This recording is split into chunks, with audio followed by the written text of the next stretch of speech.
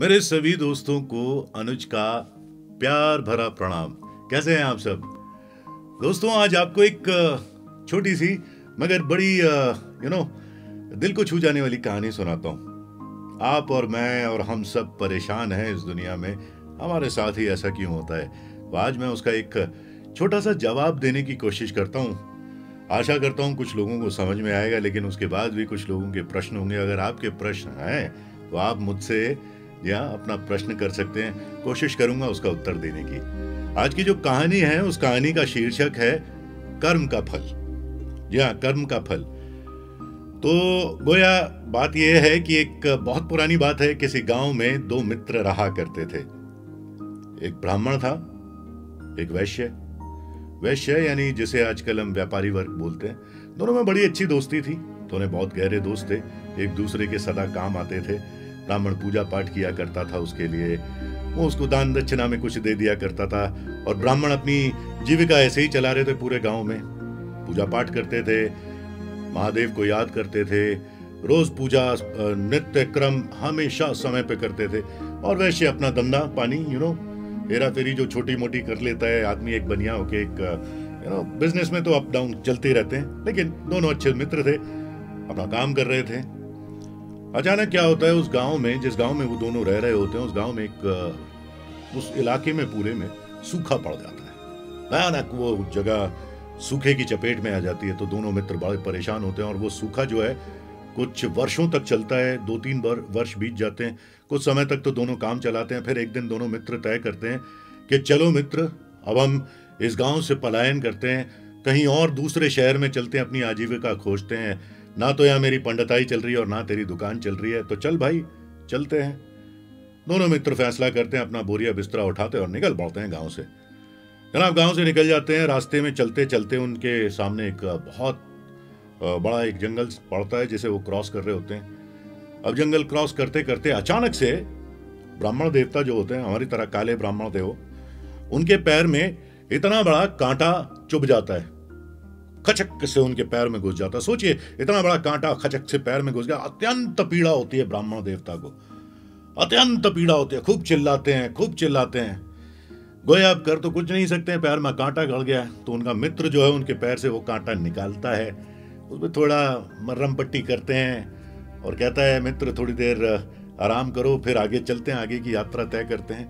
थोड़ी देर आराम करते हैं बेचारे। जैसे तैसे ब्राह्मण देवता अपने आप को संभालते हैं। दोनों दोस्त फिर आगे चल पड़ते हैं आगे रास्ते में। तो अचानक कुछ दूरी पर जाने पर अब की बार वो जो वैश्य फ्रेंड था, उसका जो था, उसके पैर में ठोकर लगती है। ठोकर लगते ही वो धड़ाम से गिरता है और एक गड्ढे में जाके गिरता है। और गड्ढे में उसका सर जाके टकराता है एक पीतल की मटकी से। इतनी बड़ी मटकी होती है जिसमें सोने, चांदी, अशर्फी, ये सब चीजें भरी हुई होती हैं। अरे वो तो बड़ा प्रसन्न होता है, बहुत खुश होता है। अरे वाह, मेरा तो जैकपॉट लग गया, मेरी तो जिंदगी बन गई। वो बड़ा खुश होता है, अपने मित्र को कहता है, वाह मित्र देख मेरे को क्या मिला, वाह वाह वाह भगवान तू तो बड़ा मेहरबान है। अब ये चीज देख के, अब दोस्तों में होता ही है, वो ब्राह्मण देवता बड़े क्रोधित हो जाते हैं। किस पे? दोस्त पे नहीं, भगवान पे। उस भगवान पे जिसकी वो पूजा पाठ किया करते थे, यानी कि महादेव के ऊपर उन्हें बड़ा गुस्सा आता है। काला ब्राह्मण था, मेरी तरह क्रोधित हो जाता है और गुस्सा नाक पे होता है। तो हाथ में जल लेते हैं ब्राह्मण देवता और शराब देने लगते हैं महादेव को, आज मैं तुम्हें महादेव। इतनी देर में ही महादेव प्रकट हो जाते, कहते शांत शांत शांत शांत। ब्राह्मण देवता शांत, शांत हो जाइए, इतना गुस्सा क्यों कर रहे हैं ये बताइए। ब्राह्मण देवता कहते हैं, गुस्सा क्यों कर रहे हैं? आप ये पूछ रहे मुझसे? मेरे पैर में इतना बड़ा कांटा, और इसको देखिए, सोने की अशर्फियां। ऐसा क्या किया आखिरकार इसने? मैंने अपनी पूरी जिंदगी पूजा पाठ करी, आपका ध्यान किया, सत्कर्म किए, लोगों की सहायता करी, उनसे पूजा पाठ करवाई, और मुझे ये सिला मिल रहा है उस बात का। और इसे देखिए, इसने चोरी चकारी पता नहीं क्या क्या हेरा फेरियां करता रहता था, दुकानदार है, लोगों का बेवकूफ बनाता रहता था। और इसे सोने से भरी मटकी, चांदी से भरी मटकी, हीरे मोती, अशर्फियां, ये तो बहुत बड़ी नाइंसाफी है महादेव आपकी, और मेरा गुस्सा होना जायज है। महादेव कहते हैं, शांत शांत ब्राह्मण देवता, शांत। ब्राह्मण देवता, हमारे कर्मों के फल आप जानते हैं ना क्या होते हैं? आपके कर्मों के हिसाब से, यानी कि आपके पूर्व जन्मों के कर्मों के हिसाब से, आपके पूर्व में जो आपके एंसेस्टर्स रहे उनके कर्मों के हिसाब से आपको इस वक्त जब आपके पैर में कांटा गड़ा है, आपको मृत्यु दंड दे दिया जाता। आपकी गर्दन सर से अलग कर दी जाती, यानी कि सर धड़ से अलग कर दिया जाता। लेकिन ऐसा मैंने होने नहीं दिया। इसे कहते हैं कर्मों के फल। अब वो बड़े चौंके, ऐसा कैसे हो सकता है? कहते हैं देखिए, आपके कर्म तो जैसे थे, आपको मृत्युदंड मिलना था, लेकिन इस जन्म में आपने अपने कर्म सुधार लिए, पूजा पाठ करी, सब कुछ किया, सत्कर्म किए, लोगों की सहायता करी, कभी किसी को परेशान नहीं किया। तो मैं कर्मों के फल को मिटा तो नहीं सकता, मैं उसको वैनिश नहीं कर सकता, लेकिन मैं उसको, उसकी इंटेंसिटी को कम ज्यादा कर सकता हूं। और वही मैंने किया।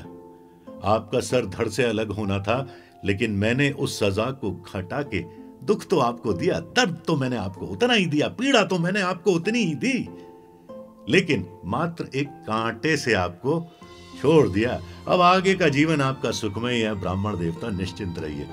और रही बात इस वैश्य की, इस वैश्य को इसके पूर्व जन्मों के कर्मों के हिसाब से इस समय, इस वक्त इसको राज्य अभिषेक होना था, ये राजा बनता है, लेकिन इस जन्म में इसके कर्म जो हैं वो जरा अलग से रहे, तो मैंने इसको सिर्फ एक सोने की मटकी और अशरफियां, ये सारी चीजें देके छोड़ दिया। लेकिन ये भी कुछ समय के लिए, उसके बाद ये खत्म है, और उसके बाद ये अपने परेशान रहेंगे। तो कहाँ क्या मिलना था और क्या मिला किसी को, और कहाँ ब्राह्मण देवता को क्या मिलना था और क्या मिला।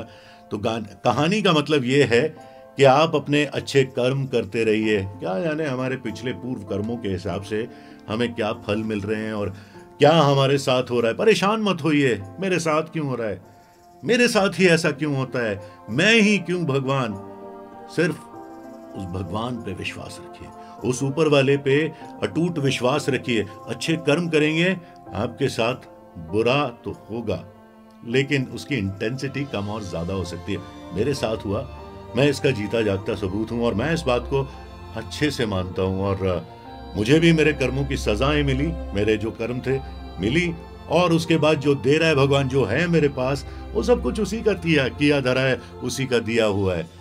तो अपने भगवान पे हमेशा भरोसा रखें। तो ये थी आज की एक छोटी सी कहानी, कर्मों का फल। यदि आपका कोई सवाल हो, आपके दिमाग में कोई बात आ रही हो, तो आप मुझसे पूछ भी सकते हैं। कोशिश करूंगा आपको उसका अप्रोप्रिएट आंसर देने की, कोशिश तो यही करूंगा। सनातन धर्म में एक बात बहुत बड़ी है, इस सनातन धर्म में ना तो किसी भगवान को, ना किसी मूर्ति को, ना किसी चीज को बड़ा कहा गया है। सबसे बड़ी बात जो बोली गई है सनातन धर्म में, वो बोली गई है आपके कर्म प्रधान है। सोच के देखिए, पुराणों को पढ़ के देखिए, हमेशा एक ही बात दोहराई गई है, कर्म प्रधान है। अपने कर्म अच्छे करिए, अगर आपके कर्म अच्छे रहेंगे तो आपके साथ सब कुछ अच्छा होगा। नमस्कार।